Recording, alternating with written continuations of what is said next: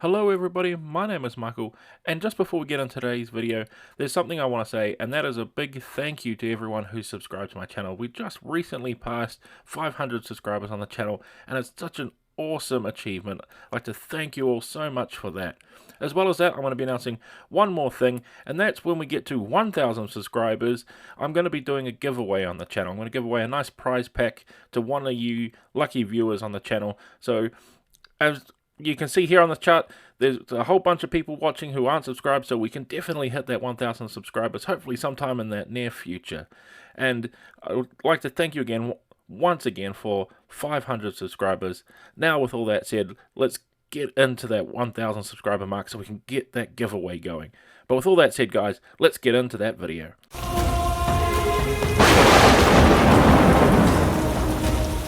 Okay, so to start off with our undead knight on our horse, all I've done is I've just primed up the base a little bit and added some sand from my driveway here, and then we want to start off with our main part of the horse, and that is of course the bones of our skeleton knight and the horse itself. So a nice skeleton bone color of course is what we want to do here. You could also supplement this out with a khaki color if you want to go more of a darker bonier color, but for now I'm just sticking with your plain old regular skeleton bone. And of course what we want to be doing is we want to be hitting all those areas where we can see any bone coming out.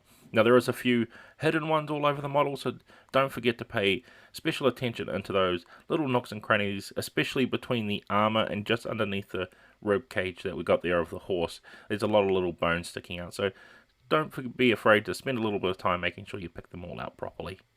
Then once we have all that bone picked out, we're going to come in now with some gunmetal.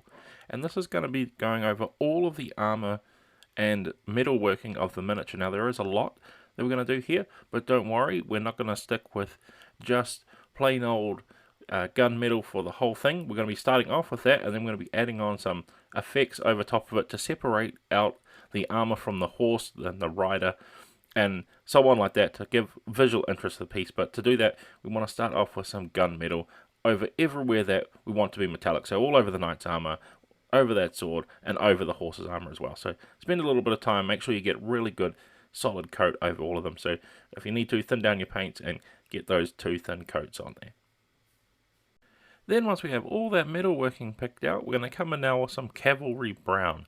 And what I'm going to do with the Cavalry Brown is I'm going to be using this for the colour of the horse saddle that our knight is riding on here. A nice sort of reddish brown to really help have that nice pop of colour that we want on the miniature. So being careful to avoid anywhere that we paint over with our bone or our metal. But we are still in the early base coating step, so it's not too big a problem if we accidentally hit those areas. We can just come back with those other colours to tidy up in those areas we don't want to. But remember, pay special attention, switch to a smaller brush if you need to get more control. Then once we have that saddle complete, we're going to come in now with some Charred Brown, which of course is a nice deep dark brown that we want here. And I'm going to be using this for the barding and the reins of the horse. So nice small little area that we need to pick out, but being very careful because there is sort of like a flame effect coming off the reins as well. So we want to be careful that we don't get that on there as well. So paying nice attention and really making sure that we can get in there without accidentally getting over anywhere. Good area to practice your brush control. Now that we have those reins picked out, it's time to come in with some Seraphim Sepia. And this of course is what we're going to be using for the colour that we're going to wash over our bones here to give it that nice bony colour. Now you could alternatively use a black here if you wanted it more dried out and more like being resurrected after 1,000 years sort of bones and just sort of darken everything down like that. I'm going with a bit more like partially like fleshy on there, and your more typical sort of skeleton that you depict in fantasy look.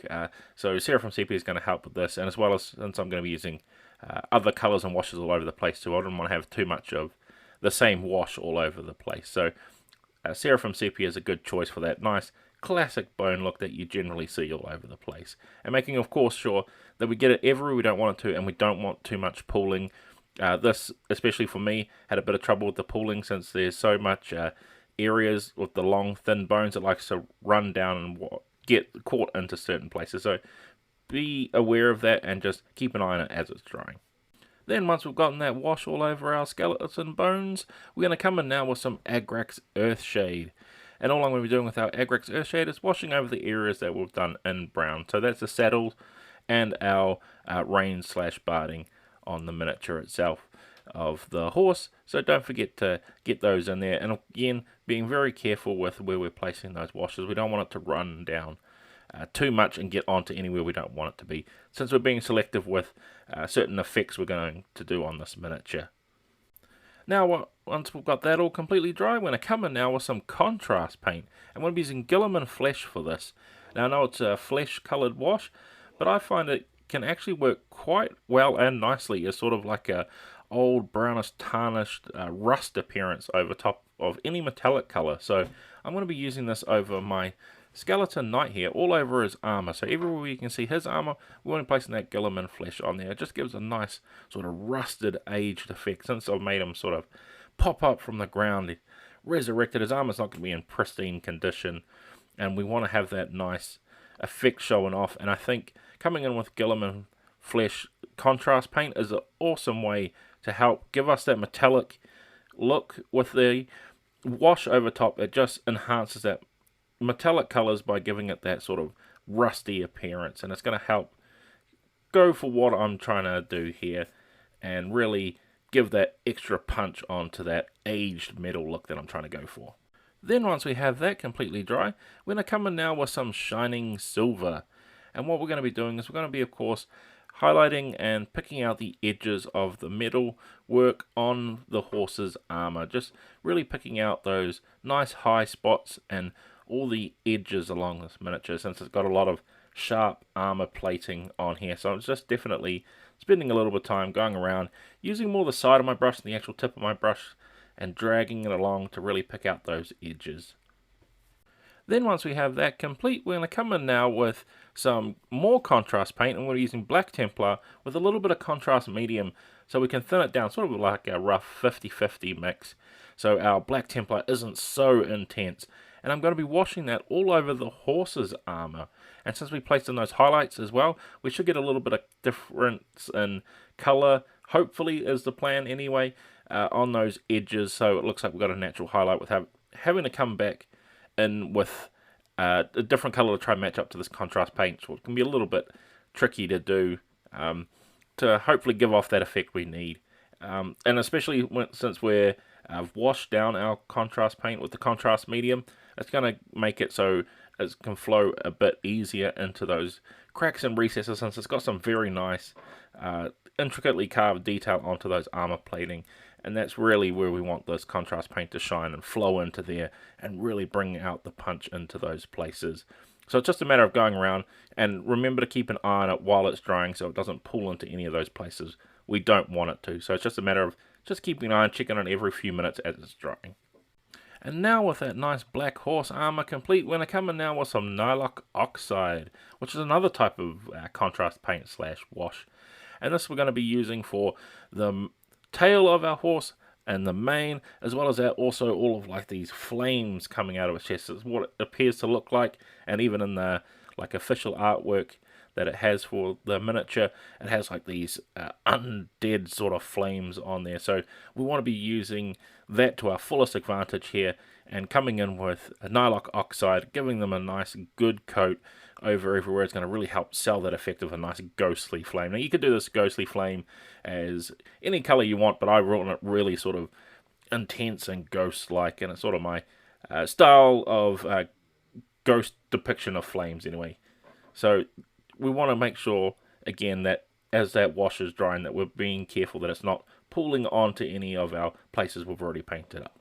Then once we have that completely dry, we're going to come in now with some nighthaunt Gloom, as well as watering it down with just a little bit of that contrast medium again, as well as we did with the Black Templar, just thinning it down so we don't have full strong coverage. I want to slowly build it up as we get to the tips. And then all I'm doing here with our Nighthaunt Gloom is I'm placing it more towards the back edge, because our flame that we've got coming off, I want it being nice and bright from closer to the horse, and then as it comes out it's getting darker, as a flame naturally sort of does when you're painting in flames. It goes from very bright intense colors in the center and slowly darkens out as it goes along. So it's just a matter of coming along and making sure we get those edges and picking them out so we can hopefully get a nice blend when it dries between the colours. Then once we have that complete, what we're going to be doing now is we're going to come in with some more contrast paint. This time it's wyldwood. We're going to be using it on one small little spot on the miniature here, and that is to be doing our nightmare horse's hooves. So just a matter of coming in, picking them out, being careful we don't get it over any of those parts we don't want to, especially since we use so many washes and contrast paints, and they can quite easily mix together. So just being careful and aware of that when we're painting them on, making sure we don't want them in those places we don't need them to be and mess up our paint job, especially this late in this process. And then once we have those hooves picked out, we're going to come in now with some skeleton bone once more, and that is to come back with a final highlight onto our bony areas. So making sure that it's definitely thinned down a little bit so we can get that better contrast on the highlights. And it's just a matter of coming out, picking out those high spot and highlighted areas, as well as anywhere I've just placed accidental mistakes, as you can see here as they've been drying, to cover those little bits up and hide your shame.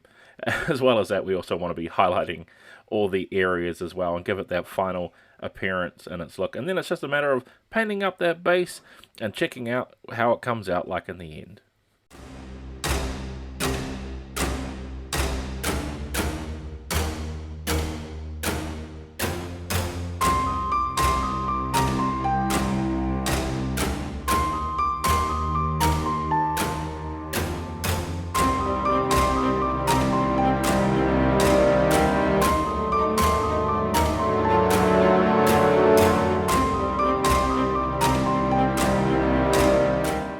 And with all that complete, we have finally finished painting up our skeleton knight on Warhorse by the Pathfinder Battles WizKids range. So I hope this has been helpful for you guys, whether you want to follow along or you just want to use this video to get some inspiration for your own miniatures.